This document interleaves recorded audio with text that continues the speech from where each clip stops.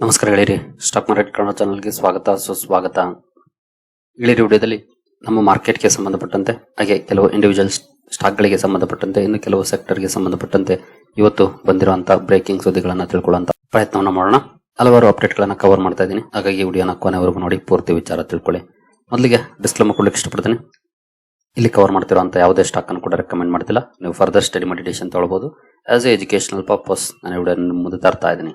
ಹಾಗೆ account opening link description ಅಲ್ಲಿ ಇರುತ್ತೆ, ಅಕೌಂಟ್ ಓಪನ್ ಮಾಡಬಹುದು. ಹಾಗೆ ಮಾರ್ಕೆಟ್ ಗೆ ಸಂಬಂಧಪಟ್ಟಂತ ಸಪೋರ್ಟ್ ಏನಾದ್ರು ಬೇಕಿದ್ರೆ ಲಿಂಕ್ ಅಲ್ಲಿ ಫಾರ್ಮ್ ಇದೆ, ಫಿಲ್ ಮಾಡಬಹುದು. ನಮ್ಮ ಟೀಮ್ ಇಂದ ನಿಮಗೆ ಸಪೋರ್ಟ್ ಕೂಡ ಸಿಗುತ್ತೆ. ಹಾಗೆ ಅಕೌಂಟ್ ಓಪನ್ ಮಾಡುವಾಗ ಏನಾದ್ರು ಸಮಸ್ಯೆಗಳಾದ್ರೂ ಕೂಡ ಫೋನ್ ನಂಬರ್ ಇರುತ್ತೆ, ಕಾಂಟ್ಯಾಕ್ಟ್ ಕೂಡ ಮಾಡಬಹುದು. ನಮ್ಮ ಟೀಮ್ ಹೆಲ್ಪ್ ಮಾಡುತ್ತೆ ನಿಮಗೆ. ಏನು ಸುದ್ದಿಗಳ ಕಡೆ ನಾವು ಬರೋದಾದ್ರೆ ಅಲ್ಟ್ರಾ HNI ಗೆ ಸಂಬಂಧಪಟ್ಟಂತೆ ಒಂದು ಸುದ್ದಿ ಬಂದಿದೆ, ನೋಡಬಹುದು. India's ultra rich tilt 68% portfolios to growth assets as tier two wealth creators lead charge. ಅಂದ್ರೆ 68% ಪೋರ್ಟ್ಫೋಲಿಯೋಸ್ ಈಗ ಗ್ರೋತ್ ಅಸೆಟ್ಸ್ ಕಡೆ ಹೋಗ್ತಾ ಇದೆ. ಗ್ರೋತ್ ಅಸೆಟ್ಸ್ ಅಂದ್ರೆ ಯಾವುದು? ಮೇಜರ್ ಪೋರ್ಷನ್ ಇದರಲ್ಲಿ ಬರೋದು ಇಕ್ವಿಟಿನೇ, ಅಂದ್ರೆ ಸ್ಟಾಕ್ ಮಾರ್ಕೆಟ್. 68% ಪೋರ್ಟ್ಫೋಲಿಯೋಸ್, ಅದರಲ್ಲೂ ಎಸ್ಪೆಷಲಿ ಶ್ರೀಮಂತರು, ಅಲ್ಟ್ರಾ ರಿಚ್ ಪೀಪಲ್ ಮಾರ್ಕೆಟ್ ಕಡೆ ಫೋಕಸ್ ಮಾಡ್ತಿದ್ದಾರೆ.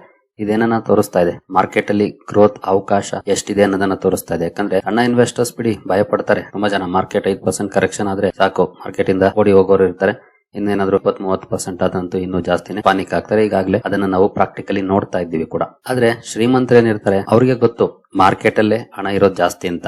ಹಾಗಾಗಿ ಅವ್ರು ಆಕ್ಚುಲಿ ಅಂತ ಸಂದರ್ಭದಲ್ಲಿ ಮಾರ್ಕೆಟ್ ಕಡೆ ಹೆಚ್ಚು ಫೋಕಸ್ ಮಾಡ್ತಾರೆ. ಈಗ ಈ ರಿಪೋರ್ಟ್ ಹೇಳ್ತಿರೋ ಪ್ರಕಾರ 68% ಪೋರ್ಟ್ಫೋಲಿಯೋಸ್, ಅದರಲ್ಲೂ ಅಲ್ಟ್ರಾ ರಿಚ್ ಪೀಪಲ್ ಫೋಕಸ್ ಮಾಡ್ತಿರೋದು ಗ್ರೋತ್ ಅಸೆಟ್ಸ್ ಕಡೆ, ಅಂದ್ರೆ ಈಕ್ವಿಟಿ ಮಾರ್ಕೆಟ್ ಕಡೆ. ಇಲ್ಲಿ ನೋಡಬಹುದು, channelling over 70% of their portfolios into high growth assets like equities, alternative investments, AIF ಅಂತ ಕರೀತಾರೆ, and private markets according to a new report from Nuvama private.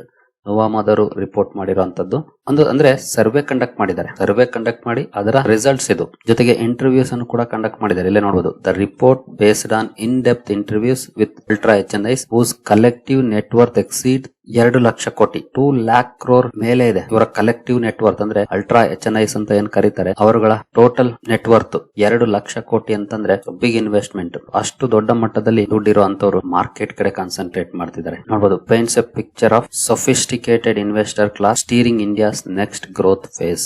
About 68% of respondents allocate more than 70% to growth oriented assets, with 44% targeting annual returns of 13 to 15%. 68% ಅವರ 70% ಹಣವನ್ನ growth assets ಕಡೆ ಹೂಡಿಕೆ ಮಾಡ್ತಿದ್ದಾರೆ. Again growth assets, equity, alternative investments, private markets. ಇನ್ನು 44% ಅದರಲ್ಲಿ target ಮಾಡ್ತಿರೋದು 13 to 15% returns per annum. ನಾವು ಅಂದ್ಕೊಂಡ್ ಬರ್ತೀವಿ, ಫಾರ್ ಎಕ್ಸಾಂಪಲ್ ಸಣ್ಣ ಇನ್ವೆಸ್ಟರ್ಸ್ ತಗೊಳ್ಳಿ, ನಮ್ಗೆ 25, 30, 50% ಬೇಕು. ಇವ್ರು ಎಷ್ಟು ಎಕ್ಸ್ಪೆಕ್ಟ್ ಮಾಡ್ತಿದ್ದಾರೆ? 13 to 15%. ನಾನು ಮೊನ್ನೆ ಒಂದು ಕೋಟ್ ಅನ್ನ ಹಾಕಿದ್ದೆ ವಾಟ್ಸ್ಆಪ್ ಚಾನಲ್ ಅಲ್ಲಿ ಹಾಗೂ ನಮ್ಮ ಟ್ವಿಟರ್ ಅಕೌಂಟ್ ಅಲ್ಲಿ. ಕಡಿಮೆ ದುಡ್ಡಿದ್ದಾಗ ಹೈ ರಿಸ್ಕ್ ತಗೊಳ್ಬೇಕು, ಅದರಿಂದ ನಾವು ಶ್ರೀಮಂತರಾಗ್ತೀವಿ. ಜಾಸ್ತಿ ದುಡ್ಡಿದ್ದಾಗ ಕಡಿಮೆ ರಿಸ್ಕ್ ತಗೊಂಡು ಆ ಶ್ರೀಮಂತಿಕೆಯನ್ನ ಕಂಟಿನ್ಯೂ ಮಾಡಕ್ ಸಾಧ್ಯ ಅಂತ ಒಂದು ಅದರ ಮೀನಿಂಗ್ ಇಲ್ಲಿದೆ. ನೋಡ್ಬೋದು, ಇದು ನಿಮ್ಮ ಅದೃಷ್ಟವನ್ನು ಬದಲಾಯಿಸಬಹುದು. ಸಣ್ಣ ಮೊತ್ತದ ಹಣದಲ್ಲಿ ಸಾಕಷ್ಟು ರಿಸ್ಕ್ ತೆಗೆದುಕೊಳ್ಳುವ ಮೂಲಕ ನೀವು ಶ್ರೀಮಂತರಾಗುತ್ತೀರಿ. ನೀವು ಸಾಕಷ್ಟು ಹಣದೊಂದಿಗೆ ಸಣ್ಣ ಪ್ರಮಾಣದ ರಿಸ್ಕ್ ತೆಗೆದುಕೊಳ್ಳುವ ಮೂಲಕ ಶ್ರೀಮಂತರಾಗಿರುತ್ತೀರಿ. ಈಗ ಈ ಅಲ್ಟ್ರಾ HNIs ಏನಿದ್ದಾರೆ, ಅವರು ಟಾರ್ಗೆಟ್ ಮಾಡ್ತಿರೋದು ಇದನ್ನ. ಯಾಕಂದ್ರೆ ಅವ್ರು ಶ್ರೀಮಂತರಾಗ್ಬಿಟ್ಟವ್ರೆ, ಈಗ ಇದನ್ನ ಟಾರ್ಗೆಟ್ ಮಾಡ್ತಾ ಇದ್ದಾರೆ. ಸೊ ನಾವು ಜಾಸ್ತಿ ಎಕ್ಸ್ಪೆಕ್ಟ್ ಮಾಡೋದು ತಪ್ಪಲ್ಲ, ಬಟ್ ಎಲ್ಲಿ ಇನ್ವೆಸ್ಟ್ ಮಾಡಿದ್ರೆ ಜಾಸ್ತಿ ಆಗುತ್ತೆ ಅದು ಗೊತ್ತಿರ್ಬೇಕಲ್ವಾ. ನಾವು ರಿಸ್ಕ್ ತಗೊಳ್ಬೇಕು, ಬಟ್ ಏನು ಗೊತ್ತಿಲ್ದೇನೆ ರಿಸ್ಕ್ ತಗೊಳ್ಳೋದೇನಿದೆ ಅದು ನಮ್ಮ ಕ್ಯಾಪಿಟಲ್ ನ ಕೂಡ ವೈಪ್ ಔಟ್ ಮಾಡುವಂತ ಚಾನ್ಸಸ್ ಇರುತ್ತೆ. ಹಾಗಾಗಿ ರಿಸ್ಕ್ ತಗೊಳ್ಬೇಕು, ಬಟ್ ಆ ರಿಸ್ಕ್ ನ ಅರಿವು ನಮ್ಗಿರ್ಬೇಕು. ಯಾಕೆ ರಿಸ್ಕ್ ತಗೊಳ್ತಿದೀವಿ, ಎಷ್ಟು ತಗೊಳ್ತಿದೀವಿ, ಇದರಲ್ಲಿ ಪ್ರಾಬಬಿಲಿಟಿ ಎಷ್ಟು, ಅಟ್ಲೀಸ್ಟ್ ಪ್ರಾಫಿಟಬಿಲಿಟಿ ರೇಷಿಯೋ ಜಾಸ್ತಿ ಇರ್ಬೇಕಲ್ಲ. ಸುಮ್ನೆ ಯಾವ್ದೋ ಪೆನಿ ಸ್ಟಾಕ್ ಅಲ್ಲಿ ನಾವು ರಿಸ್ಕ್ ತಗೊಳ್ತೀವಿ ಅಂತ ಇನ್ವೆಸ್ಟ್ ಮಾಡಿದ್ರೆ ದುಡ್ಡು ಆಗುತ್ತಾ ಹೇಳಿ? ಆಗಲ್ಲ. ರಿಸ್ಕ್ ತಗೊಳ್ಳುವಾಗ ಕ್ಯಾಲ್ಕುಲೇಟೆಡ್ ರಿಸ್ಕ್ ಅನ್ನೇ ತಗೊಳ್ಬೇಕು. ನಮ್ಮ ಕ್ಯಾಪಿಟಲ್ ಕೂಡ ಸೇವ್ ಆಗ್ಬೇಕು, 20-25% ರಿಟರ್ನ್ಸ್ ಕೂಡ ಸಿಗೋ ಅವಕಾಶಗಳಿರಬೇಕು. 50-100% ಎಲ್ಲ ತಲೆ ಕೆಡಿಸ್ಕೊಳಕ್ ಹೋಗ್ಬಾರ್ದು. ನಾವೇ ಓನ್ ಆಗಿ ಸ್ಟಡಿ ಮಾಡಿ ರಿಸರ್ಚ್ ಮಾಡಿ ಮಾಡ್ತೀವಿ ಅಂದ್ರೆ ಖಂಡಿತ 15% ಟಾರ್ಗೆಟ್ ಮಾಡಬಹುದು. ಮೇ ಬಿ ಏನಾದ್ರೂ ಬೇರೆ ದಾರಿಗಳನ್ನ ಹುಡ್ಕೊಂಡು ಪ್ರೊಫೆಷನಲ್ ಸಹಾಯ ಏನಾದ್ರೂ ತಗೊಂಡ್ರೆ ಸ್ವಲ್ಪ ಜಾಸ್ತಿ ಮಾಡ್ಕೊಳ್ಬಹುದು, 50% ಅವಕಾಶ ಇರುತ್ತೆ. ಬಟ್ ನಾವೇ ಓನ್ ಆಗಿ ಮಾಡ್ತೀವಿ ಅಂದ್ರೆ ಖಂಡಿತ ಅದು 15-20% ವರೆಗೂ ಗಳಿಸಬಹುದೇನೋ, ಅದಕ್ಕಿಂತ ಜಾಸ್ತಿ ಸ್ವಲ್ಪ ಕಷ್ಟ ಆಗುತ್ತೆ. ಯಾಕೆಂದ್ರೆ ಒಂದ್ ಕಡೆ ಎಲ್ಲೋ ಬರ್ಬೋದು, ಬರಲ್ಲ ಅಂತಲ್ಲ, ಬಟ್ ಇನ್ನೊಂದ್ ಕಡೆ ಲಾಸ್ ಆಗಿರುತ್ತೆ, ಅಲ್ಲಿಗೆ ಮ್ಯಾಚ್ ಆಗ್ಬಿಡುತ್ತೆ. ಹಾಗಾಗಿ ಕೇರ್ಫುಲ್ ಆಗಿ ಟಾರ್ಗೆಟ್ ಮಾಡ್ಬೇಕಾಗುತ್ತೆ. ಅಲ್ಟ್ರಾ HNIs ಟಾರ್ಗೆಟ್ ಮಾಡ್ತಿರೋದು 13 to 15%. ಯಾಕಂದ್ರೆ ಅಲ್ಟ್ರಾ HNIs ಅಂತ ಯಾವಾಗ ಕರೀತಾರೆ, ಅವರ ನೆಟ್ವರ್ತ್ 3 ಕೋಟಿ, 4 ಕೋಟಿ, 5 ಕೋಟಿ ಈ ರೀತಿ ಇದ್ದಾಗ ನಮ್ಮ ನೆಟ್ವರ್ತ್ ಎಲ್ಲ ಲಕ್ಷಗಳಲ್ಲಿದೆ. ನಾವೇನೋ ಸಣ್ಣವರು, ನಾವು ದೊಡ್ಡವರು ಆಗ್ಬೇಕು ಅಂದ್ರೆ 20-25% ರಿಟರ್ನ್ಸ್ ಬೇಕು ನಮ್ಗೆ. ಅದಕ್ಕಿಂತ ಜಾಸ್ತಿ ಸಿಕ್ಕರೆ ಖಂಡಿತ ಅದು ಧಮಾಕಾನೆ. ನಾವು ಮೊನ್ನೆ ಭಾನುವಾರದ ಇವೆಂಟ್ ಅಲ್ಲೂ ಕೂಡ ಇದನ್ನೇ ಮಾತಾಡಿದ್ದು. ಗೊತ್ತಿಲ್ಲ ಅದನ್ನ ಎಷ್ಟು ಜನರು ಅರ್ಥ ಮಾಡ್ಕೊಂಡ್ರು ಅಂತ. ಮೇ ಬಿ ಈ ರಿಪೋರ್ಟ್ ನಮ್ಮ ಭಾನುವಾರದ ಮಾತಿಗೆ ತುಂಬಾ ಚೆನ್ನಾಗಿ ಹೊಂದ್ಕೊಳ್ತಾ ಇದೆ. ಈ ರಿಪೋರ್ಟ್ ಬಂದಿರೋದು ಇವತ್ತು, ಆದ್ರೆ ಇದೇ ರಿಪೋರ್ಟ್ ಗೆ ಲಿಂಕ್ ಆಗುವಂತ ಮಾತುಗಳನ್ನ ನಾವು ಭಾನುವಾರನೇ ಕೇಳಿದ್ದೀವಿ. ಟಾರ್ಗೆಟ್ ಮಾಡಿ ಒಳ್ಳೆ ಕಡೆ, ಬಟ್ ಸ್ವಲ್ಪ ಸಪೋರ್ಟ್ ಕೂಡ ಬೇಕಾಗುತ್ತೆ. ಸಪೋರ್ಟ್ ಇರುವಂತ ಕಡೆ ಮಾಡಿ, ಮತ್ತೆ ಇದನ್ನ ಮಿಸ್ಅಂಡರ್ಸ್ಟ್ಯಾಂಡ್ ಮಾಡ್ಕೊಳ್ಬೇಡಿ. ಈ ವಿಷಯ ಬಂತು ಈ ರಿಪೋರ್ಟ್ ಮೂಲಕ, ಹಾಗಾಗಿ ಇದನ್ನ ಮೆನ್ಷನ್ ಮಾಡ್ತಾ ಇದ್ದೀನಿ. ಇನ್ನು ನೆಕ್ಸ್ಟ್ ಸುದ್ದಿ ಕಡೆ ನಾವು ಬರೋದಾದ್ರೆ ನ್ಯೂಜಿಲೆಂಡ್ ಜೊತೆಗಿನ FTA ಬಗ್ಗೆ. FTA ಇನ್ನೂ ಸೈನ್ ಆಗಿಲ್ಲ, ನಿಮಗೆ ಗೊತ್ತಿದೆ, ಯಾಕಂದ್ರೆ ನಿನ್ನೆ ನನಗಾಗ್ಲೇ ಇದ್ರ ಬಗ್ಗೆ ಸುದ್ದಿನ ಕವರ್ ಮಾಡಿದ್ದೀನಿ. ಫೈನಲೈಸ್ ಆಗಿದೆ, ಬಟ್ ಇನ್ನೂ ಸೈನ್ ಆಗಿಲ್ಲ. ಮೇ ಬಿ ಮುಂದೆ ಬೇರೆ ಬದಲಾವಣೆಗಳು ಕೂಡ ಆಗ್ಬೋದೇನೋ ಗೊತ್ತಿಲ್ಲ.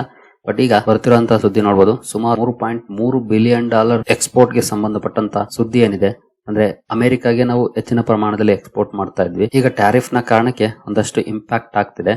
ಆದ್ರೆ ನ್ಯೂಜಿಲೆಂಡ್ ಜೊತೆ ಮಾಡ್ಕೊಂಡಿರುವಂತ ಈ ಒಪ್ಪಂದ $3.3 ಬಿಲಿಯನ್ ಎಕ್ಸ್ಪೋರ್ಟ್ಸ್ ಏನಿದೆ ಅದನ್ನ ಅಬ್ಸಾರ್ಬ್ ಮಾಡಬಹುದು ಅಂತ ಹೇಳ್ತಿದೆ. ಅಂದ್ರೆ ಅಮೆರಿಕಾಗ ಹೋಗ್ತಿದ್ದು ಡೈವರ್ಟ್ ಮಾಡಿದ್ರೆ ನಮ್ಗೆ ಇಂಪ್ಯಾಕ್ಟ್ ಕಡಿಮೆ ಆಗುತ್ತೆ. $3.3 ಬಿಲಿಯನ್ ಮೊತ್ತದ ಇಂಪ್ಯಾಕ್ಟ್ ಕಡಿಮೆ ಆಗುತ್ತೆ ಅಂತ ಹೇಳ್ತಿದೆ ಈ ರಿಪೋರ್ಟ್. ನೋಡಬಹುದು, trade data shows strong overlap between India US bound shipments and New Zealand's unmet import demand. New Zealand ಅಲ್ಲಿ ಕೆಲವು ವಸ್ತುಗಳಿಗೆ ಡಿಮಾಂಡ್ ಇದೆ, ಬಟ್ ಅಲ್ಲಿಗೆ ನಮ್ಮ ಭಾರತದ ವಸ್ತುಗಳು ಇಷ್ಟು ದಿನ ಹೋಗ್ತಾ ಇರಲಿಲ್ಲ. ಇನ್ನು ಮುಂದೆ ಹೋಗ್ಲಿಕ್ಕೆ ಶುರು ಆಗುತ್ತೆ. ಅಂದ್ರೆ ಅಮೆರಿಕಾದಿಂದ ಈ ಕಡೆ ಡೈವರ್ಟ್ ಆಗುತ್ತೆ, ಅಮೆರಿಕದ ಇಂಪ್ಯಾಕ್ಟ್ ಕಡಿಮೆ ಆಗುತ್ತೆ. ಇನ್ ಕೇಸ್ ಮುಂದಿನ ದಿನಗಳಲ್ಲಿ ಟ್ರೇಡ್ ಡೀಲ್ ಆದ್ರೆ ಆಸ್ ಯೂಶುವಲ್ ಆ ಕಡೆನೂ ಹೋಗುತ್ತೆ, ಈ ಕಡೆನೂ ಹೋಗುತ್ತೆ. ಎರಡು ಕಡೆ ನಮಗೆ ಅಡ್ವಾಂಟೇಜ್ ಆಗುತ್ತೆ ಎಕ್ಸ್ಪೋರ್ಟ್ ಮಾಡುವಂತ ಕಂಪನೀಸ್ಗೆ. ನೋಡಬಹುದು, New Zealand can readily absorb $3.3 billion worth of Indian exports currently facing tariff pressure in the United States. ಒಳ್ಳೆ ಬೆಳವಣಿಗೆ, ಬಟ್ ಇದಕ್ಕಿನ್ನೂ ಸೈನ್ ಆಗಿಲ್ಲ. ಸೈನ್ ಆಗ್ಬೇಕಾಗಿದೆ, ಯಾಕಂದ್ರೆ ಈಗ ಕೆಲವೊಂದು ಸುದ್ದಿಗಳು ಕೂಡ ಬರ್ತಾ ಇದೆ. ಹಾಗಾದ್ರೆ ಎಲ್ಲೆಲ್ಲ ಅಪರ್ಚುನಿಟೀಸ್ ಇದೆ ಆ ವಿಚಾರಕ್ಕೆ ನಾವು ಬರೋದಾದ್ರೆ, ಪ್ರೊಸೆಸ್ಡ್ ಫುಡ್ಸ್ ಇದೆ, ಬೆವರೇಜಸ್ ಇದೆ, ಇವ್ರಿಗೂ ಕೂಡ ಒಂದಷ್ಟು ಅಪರ್ಚುನಿಟೀಸ್ ಇರುತ್ತೆ.